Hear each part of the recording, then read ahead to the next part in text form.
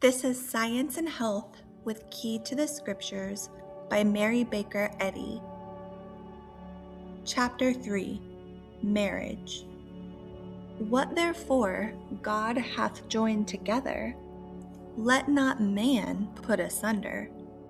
In the resurrection they neither marry nor are given in marriage, but are as the angels of God in heaven. Jesus. When our great teacher came to him for baptism, John was astounded. Reading his thoughts, Jesus added, quote, "Suffer it to be so now, for thus it becometh us to fulfill all righteousness." End quote. Jesus' concessions, in certain cases, to material methods were for the advancement of spiritual good. Marriage temporal. Marriage is the legal and moral provision for generation among humankind. Until the spiritual creation is discerned intact, is apprehended and understood, and his kingdom is come, as in the vision of the Apocalypse, where the corporeal sense of creation was cast out, and its spiritual sense was revealed from heaven, marriage will continue, subject to such moral regulations as will secure increasing virtue. Fidelity required. Infidelity to the marriage covenant is the social scourge of all races. Quote, "The pestilence that walketh in darkness, the destruction that wasteth at noonday." End quote. The commandment, "Thou shalt not commit adultery," is no less imperative than the one, "Thou shalt not kill." Chastity is the cement of civilization and progress. Without it, there is no stability in society, and without it, one cannot attain the science of life. Mental elements. Union of the masculine and feminine qualities constitutes completeness. The masculine mind reaches a higher tone through certain elements of the feminine, while the feminine mind gains courage and strength through masculine qualities. These different elements conjoin naturally with each other, and their true harmony is in spiritual oneness. Both sexes should be loving, pure, tender, and strong. The attraction between native qualities will be perpetual only as it is pure and true, bringing sweet seasons of renewal like the returning spring. Affection's demands. Beauty, wealth, or fame is incompetent to meet the demands of the affections and should never weigh against the better claims of intellect, goodness, and virtue. Happiness is spiritual, born of truth and love. It is unselfish. Therefore, it cannot exist alone, but requires all mankind to share it. Help and discipline. Human affection is not poured forth vainly, even though it meet no return. Love enriches the nature, enlarging, purifying, and elevating it. The wintry blasts of earth may uproot the flowers of affection and scatter them to the winds, but the severance of fleshly ties serves to unite thought more closely to God, for love supports the struggling heart until it ceases to sigh over the world and begins to unfold its wings for heaven. Marriage is unblessed or blessed according to the disappointments it involves or the hopes it fulfills. To happify existence by constant intercourse with those adapted to elevate it should be the motive of society. Unity of spirit gives new pinions to joy, or else joy's drooping wings trail in dust. Chord and discord. Ill-arranged notes produce discord. Tones of the human mind may be different, but they should be concordant in order to blend properly. Unselfish ambition, noble life motives, and purity. These constituents of thought, mingling, constitute individually and collectively true happiness, strength, and permanence. Mutual freedom. There is moral freedom in divine soul. Never contract the horizon of a worthy outlook by the selfish extraction of all another's time and thoughts. With additional joys, benevolence should grow more diffusive. The narrowness and jealousy which would confine a wife or a husband forever within four walls will not promote the sweet interchange of confidence and love, but on the other hand, a wandering desire for incessant amusement outside the home circle is a poor augury for the happiness of wedlock. Home is the dearest spot on earth, and it should be the center, though not the boundary, of the affections. A useful suggestion. Said the peasant bride to her lover, quote, "Two eat no more together than they eat separately," end quote. This is a hint that a wife ought not to court vulgar extravagance or stupid ease because another supplies her wants. Wealth may obviate the necessity for toil or the chance for ill nature in the marriage relation, but nothing can abolish the cares of marriage. Differing duties.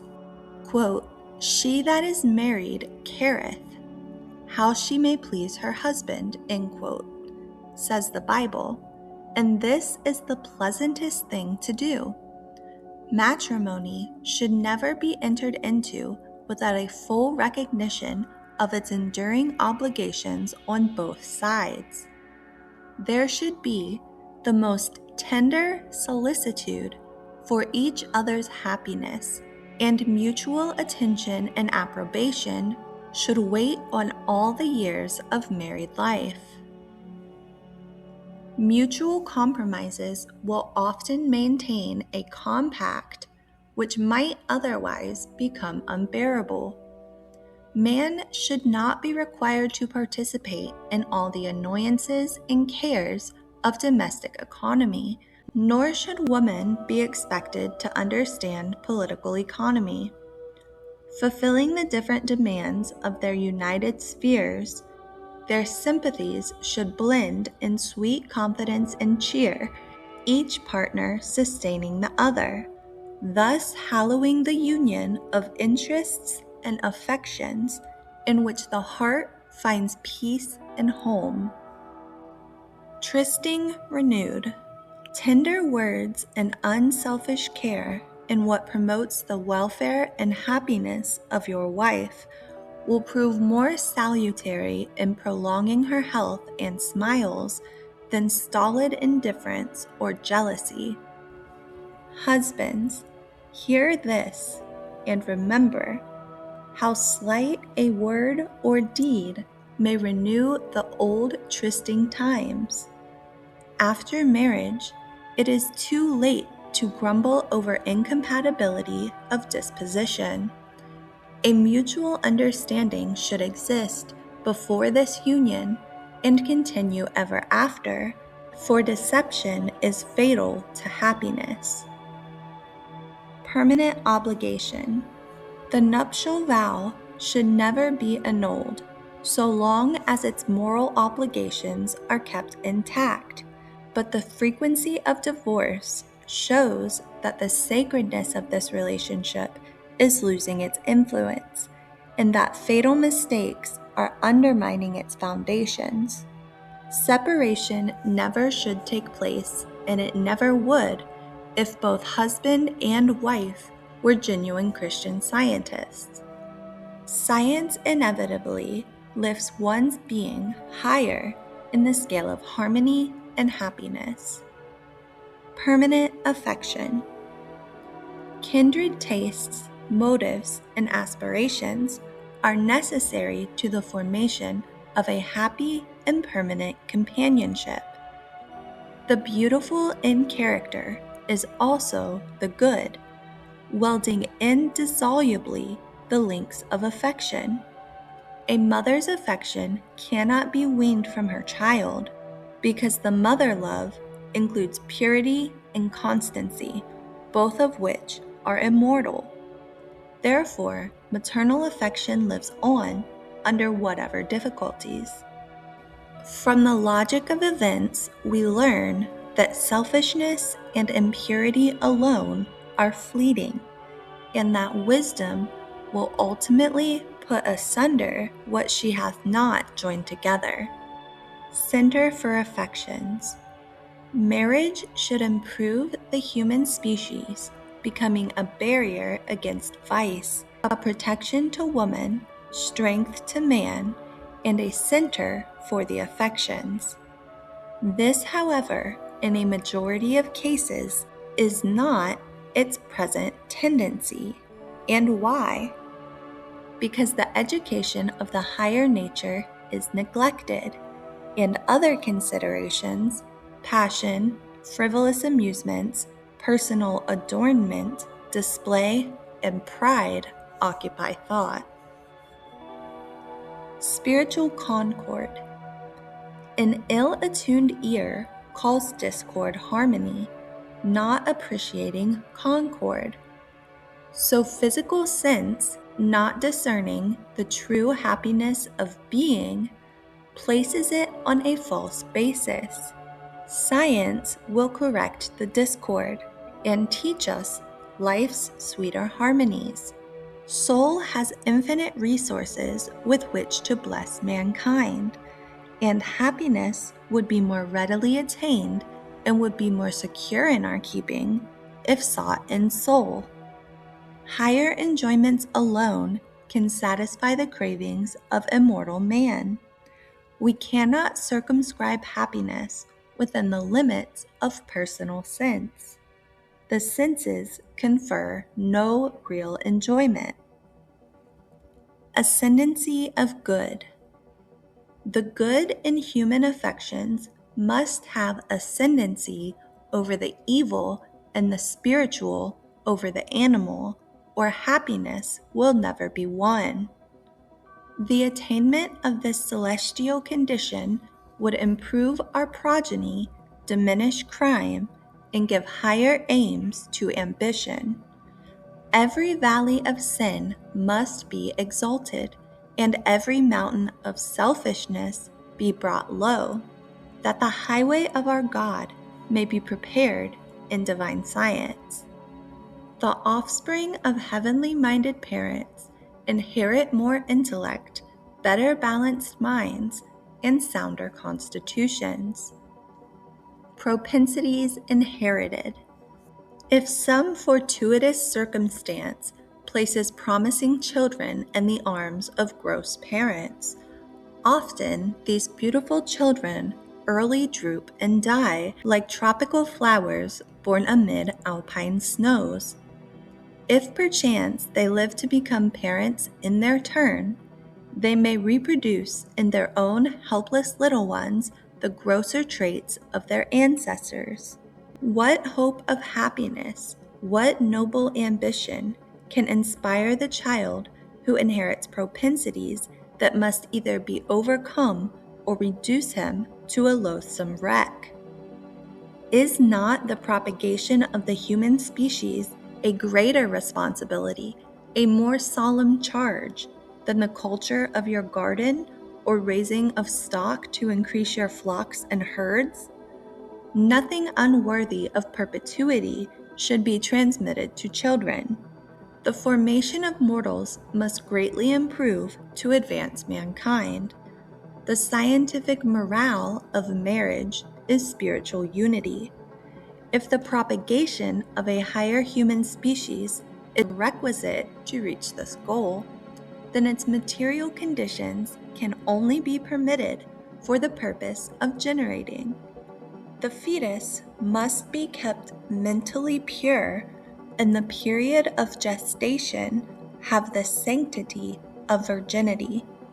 The entire education of children should be such as to form habits of obedience to the moral and spiritual law with which the child can meet and master the belief in so-called physical laws, a belief which breeds disease.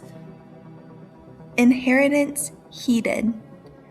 If parents create in their babes a desire for incessant amusement, to be always fed, rocked, tossed, or talked to, those parents should not, in after years, complain of their children's fretfulness or frivolity, which the parents themselves have occasioned.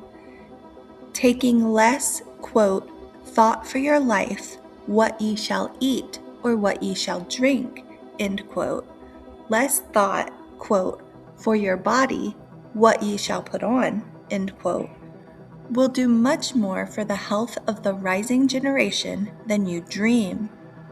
Children should be allowed to remain children in knowledge and should become men and women only through growth in the understanding of man's higher nature. The divine mind, creative. We must not attribute more and more intelligence to matter, but less and less, if we would be wise and healthy. The divine mind, which forms the bud and blossom, will care for the human body even as it clothes the lily, but let no mortal interfere with God's government by thrusting in the laws of erring human concepts. Superior law of divine soul. The higher nature of man is not governed by the lower. If it were, the order of wisdom would be reversed. Our false views of life hide eternal harmony and produce the ills of which we complain. Because mortals believe in material laws and reject the science of divine mind, this does not make materiality first and the superior law of divine soul last. You would never think that flannel was better for warding off pulmonary disease than the controlling divine mind if you understood the science of being. Spiritual origin. In divine science, man is the offspring of spirit. The beautiful, good, and pure constitute his ancestry. His origin is not, like that of mortals, in brute instinct, nor does he pass through material conditions prior to reaching intelligence. Spirit is his primitive and ultimate source of being. God is his father, and life is the law of his being. The rights of woman. Civil law establishes very unfair differences between the rights of the two sexes. Christian science furnishes no precedent for such injustice, and civilization mitigates it in some measure. Still, it is a marvel why usage should accord woman less rights than does either Christian science or civilization. Unfair discrimination. Our laws are not impartial, to say the least, in their discrimination as to the person, property, and parental claims of the two sexes. If the elective franchise for women will remedy the evil without encouraging difficulties of greater magnitude, let us hope it will be granted. A feasible as well as rational means of improvement at present is the elevation of society in general and the achievement of a nobler race for legislation, a race having higher aims and motives. If a dissolute husband deserts his wife, certainly the wronged and perchance impoverished woman should be allowed to collect her own wages, enter into business agreements, hold real estate, deposit funds, and own her children free from interference. Want of uniform justice is a crying evil caused by the selfishness and inhumanity of man. Our forefathers exercised their faith in the direction taught by the Apostle James when he said, quote, "Pure religion and undefiled before God and the Father is this, to visit the fatherless and widows in their affliction, and to keep himself unspotted from the world." End quote. Benevolence hindered. Pride, envy, or jealousy seems on most occasions to be the master of ceremonies, ruling out primitive Christianity. When a man lends a helping hand to some noble woman struggling alone with adversity, his wife should not say, quote, "It is never well to interfere with your neighbor's business," end quote.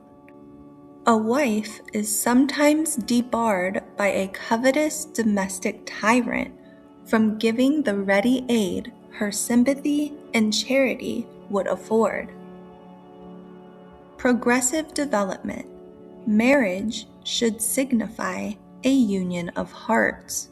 Furthermore, the time cometh of which Jesus spake when he declared that in the resurrection there should be no more marrying nor giving in marriage, but man would be as the angels. Then shall soul rejoice in its own, in which passion has no part. Then white-robed purity will unite in one person, masculine wisdom and feminine love, spiritual understanding, and perpetual peace. Until it is learned that God is the Father of all, marriage will continue. Let not mortals permit a disregard of law which might lead to a worse state of society than now exists. Honesty and virtue ensure the stability of the marriage covenant. Spirit will ultimately claim its own, all that really is, and the voices of physical sense will be forever hushed. Blessing of Christ. Experience should be the school of virtue, and human happiness should proceed from a man's highest nature. May Christ, truth, be present at every bridal altar to turn the water into wine and to give to human life an inspiration by which man's spiritual and eternal existence may be discerned. Righteous foundations. If the foundations of human affection are consistent with progress, they will be strong and enduring. Divorces should warn the age of some fundamental error in the marriage state. The union of the sexes suffers fearful discord. To gain Christian science and its harmony, life should be more metaphysically regarded. Powerless promises. The broadcast powers of evil, so conspicuous today, show themselves in the materialism and sensualism of the age, struggling against the advancing spiritual era. Beholding the world's lack of Christianity and the powerlessness of vows to make home happy, the human mind will at length demand a higher affection. Transition and reform. There will ensue a fermentation over this, as over many other reforms, until we get at last the clear straining of truth, and impurity and error are left among the lees. The fermentation even of fluids is not pleasant. An unsettled transitional stage is never desirable on its own account. Matrimony, which was once a fixed fact among us, must lose its present slippery footing, and man must find permanence and peace in a more spiritual adherence. The mental chemicalization, which has brought conjugal infidelity to the surface, will assuredly throw off this evil, and marriage will become purer when the scum is gone. Thou art right, immortal Shakespeare, great poet of humanity. Sweet are the uses of adversity, which, like the toad, ugly and venomous, wears yet a precious jewel in its head. Salutary sorrow. Trials teach mortals not to lean on a material staff, a broken reed which pierces the heart. We do not half remember this in the sunshine of joy and prosperity. Sorrow is salutary. Through great tribulation we enter the kingdom. Trials are proofs of God's care. Spiritual development germinates not from seed sown in the soil of material hopes, but when these decay, love propagates anew the higher joys of spirit, which have no taint of earth. Each successive stage of experience unfolds new views of divine goodness and love. Amidst gratitude for conjugal felicity, it is well to remember how fleeting are human joys. Amidst conjugal infelicity, it is well to hope, pray, and wait patiently on divine wisdom to point out the path. Patience is wisdom.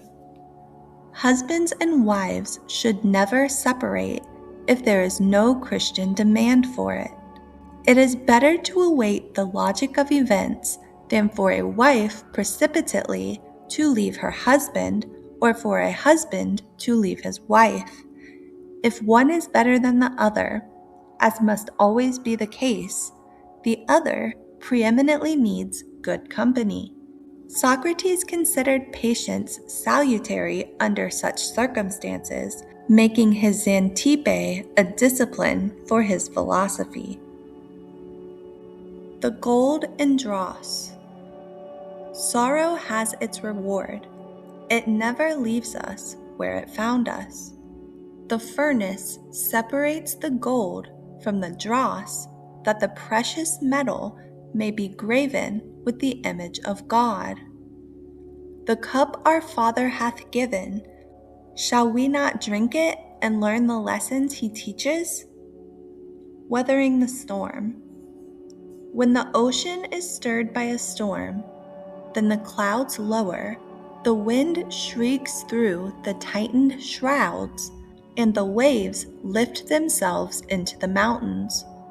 We ask the helmsman, "Do you know your course? Can you steer safely amid the storm?" He answers bravely, but even the dauntless seaman is not sure of his safety.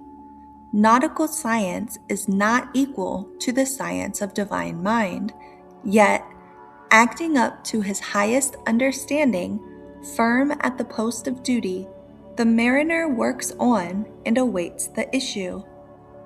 Thus should we deport ourselves on the seething ocean of sorrow. Hoping and working, one should stick to the wreck until an irresistible propulsion precipitates his doom, or sunshine gladdens the troubled sea. Spiritual power.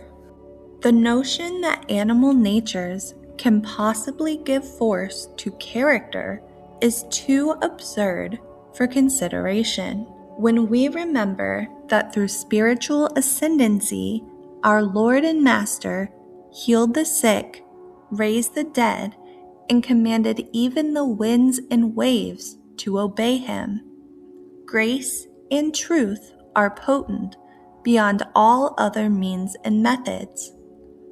The lack of spiritual power in the limited demonstration of popular Christianity does not put to silence the labor of centuries. Spiritual, not corporeal, consciousness is needed.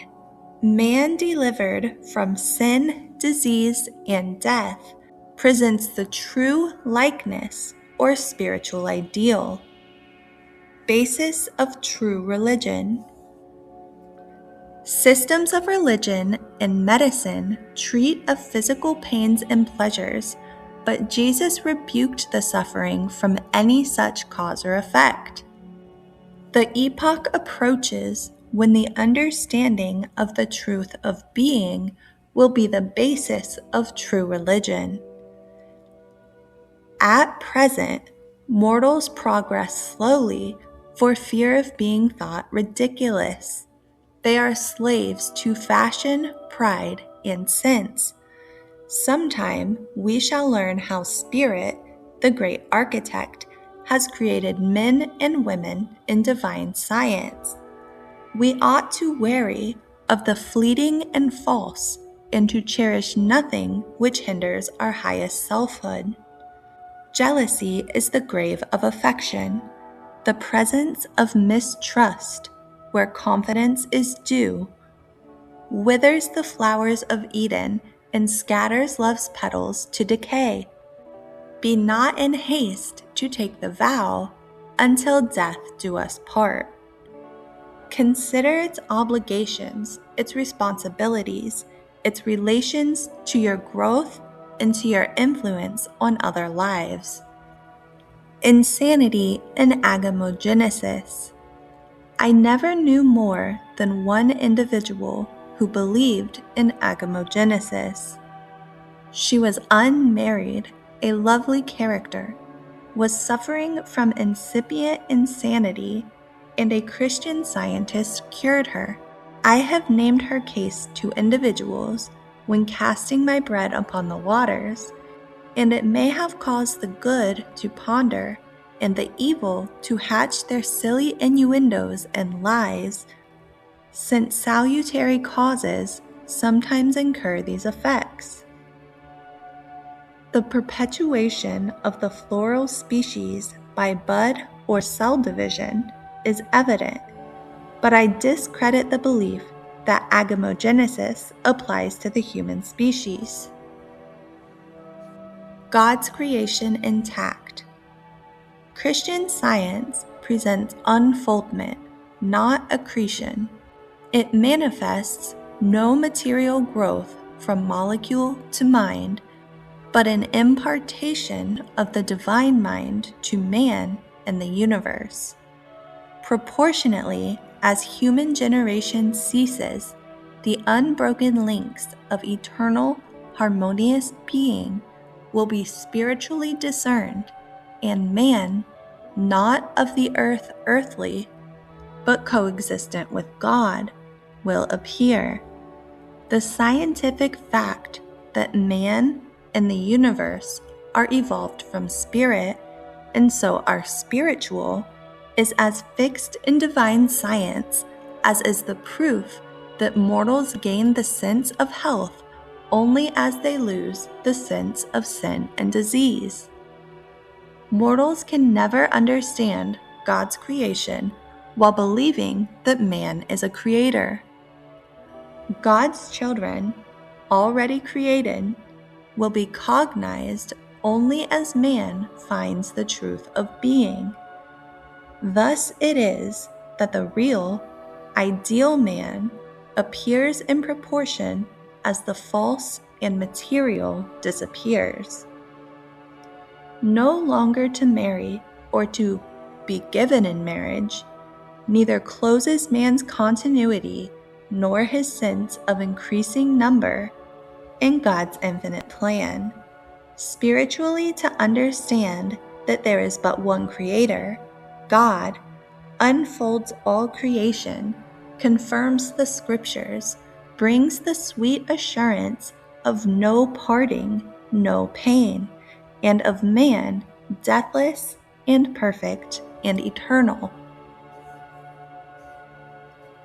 If Christian scientists educate their own offspring spiritually, they can educate others spiritually and not conflict with the scientific sense of God's creation. Someday the child will ask his parent, "Do you keep the first commandment? Do you have one God and Creator, or is man a creator?" If the father replies, "God creates man through man," the child may ask, "Do you teach that spirit creates materially, or do you declare that spirit is infinite, therefore matter is out of the question?" Jesus said, quote, "The children of this world marry and are given in marriage, but they which shall be accounted worthy to obtain that world in the resurrection from the dead neither marry nor are given in marriage." End quote.